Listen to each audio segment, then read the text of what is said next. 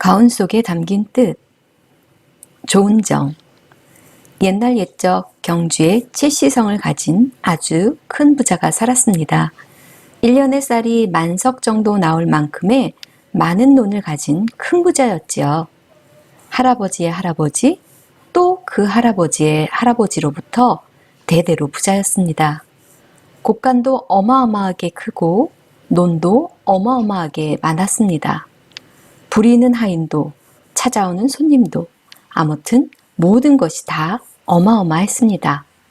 그 중에서 가장 어마어마했던 것은 바로 최씨 부자의 마음이었답니다. 최 부잣집 도령들은 매일 아침마다 사랑채에서 붓글씨로 가운을 씁니다. 너 이놈! 종이를 아낄 줄 모르고 이렇게 함부로 쓰다니! 아침부터 최 부잣집 도령준이 할아버지에게 야단을 맞고 있습니다. 종이에 낙서를 하다가 할아버지에게 들킨 것이죠.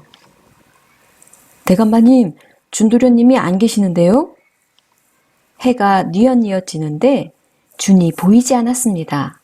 하인들이 안채와 사랑채를 다 뒤져도 준은 어디에도 없었습니다. 할아버지는 아침에 준을 혼낸 것이 마음에 걸렸습니다. 할아버지는 곳간 안을 살펴보았습니다. 준은 곳간 빼곡히 쌓인 쌀가마니 사이에서 새근새근 잠들어 있었습니다. 할아버지는 준을 방에 눕혔습니다. 이튿날 늦잠을 잔 준은 헐레벌떡 사랑채로 갔습니다. 할아버지는 준이 늦은 것을 애써 모른 채 했습니다. 어제 일에 화가 덜 풀린 준은 입을 쭉 내밀고 붓글씨를 쓰기 시작했습니다. 오늘도 사랑채는 손님으로 북적였습니다. 할아버지는 항상 하인에게 정성껏 음식을 차려 손님을 맞게 했습니다. 준은 먹어보지도 못한 귀하디 귀한 마른 청어도 내놓았지요. 손님들에게만 맛있는 것을 주는 할아버지가 조금 야속했습니다.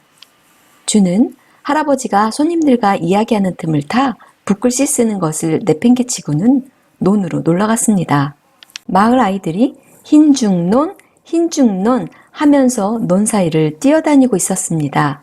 흉년에는 흰죽 한 끼 얻어먹고 논을 팔아넘긴다고 해서 흰죽논이라는 말이 생겨났지요. 아이고, 최부잣집 도련님 아니십니까? 이 근방에는 흰죽논이 없습죠.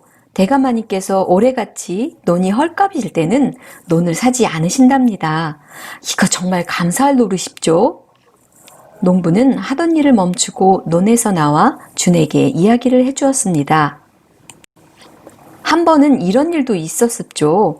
큰 흉년이 들어 굶어 죽는 사람이 허다했는데 대감마님께서 곡간을 열고 굶고 있는 사람들에게 죽을 끓여 먹이라고 했습죠. 농부는 낯을 내려놓으며 말을 이었습니다. 어디 그뿐이겠습니까? 헐벗은 이에게는 옷까지 지어 입혔습죠. 하인들이 밭간마당에 큰 솥을 걸고 연일 죽을 끓이는 모습이 준의 머릿속에 그려졌습니다.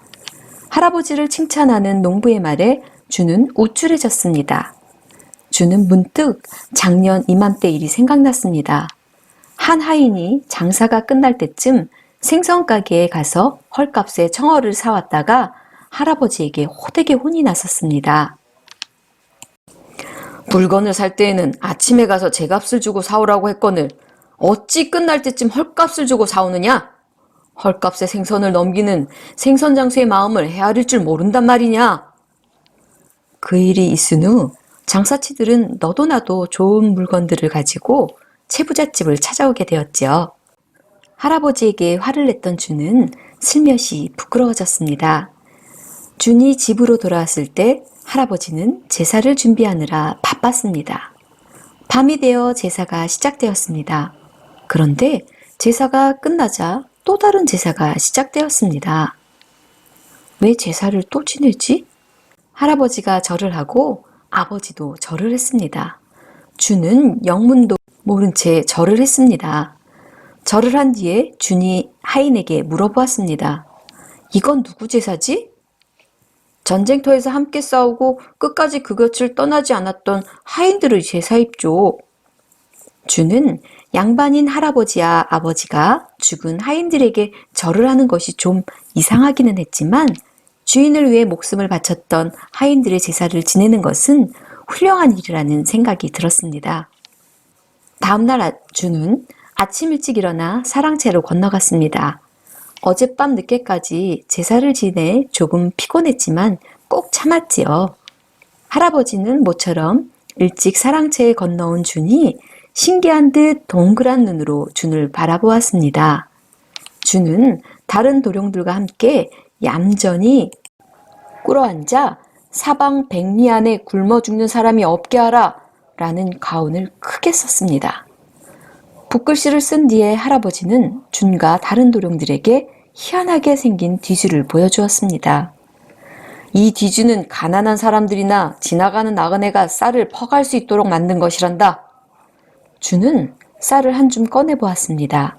할아버지의 훈훈한 마음이 전해지는 것 같았지요. 채 부잣집에는 가난한 사람들을 위해 쌀을 담아놓은 뒤주가 있었습니다. 쌀 3,000석 가운데 1,000석을 불쌍한 사람들을 돕는데 썼다고 합니다. 그때 아랫마을에서 사람이 찾아왔습니다. 대감마님, 아랫마을에 논이 하나 나왔는데 대감마님께서 사시면 어떨까요? 마을 사람들은 어디에선가 팔 땅이 나오면 할아버지에게 사라고 했습니다. 할아버지는 쌀이 만석 이상 곡간에 쌓이면 농부들이 채부잣집의 논밭을 사용하고 내는 돈을 조금만 받기 때문이었죠. 그래서 마을 사람들은 할아버지가 땅을 사면 오히려 좋아했습니다. 준은 할아버지가 무척 자랑스러웠습니다. 다른 사람들에게 베풀고 잘 살도록 도와주며 아랫사람들에게도 나누어 줄 줄 아는 할아버지가 참 좋았습니다. 나도 꼭 할아버지처럼 되어야지. 준은 할아버지가 가르쳐 주신 가훈을 다시 한번 마음속 깊이 새겼습니다.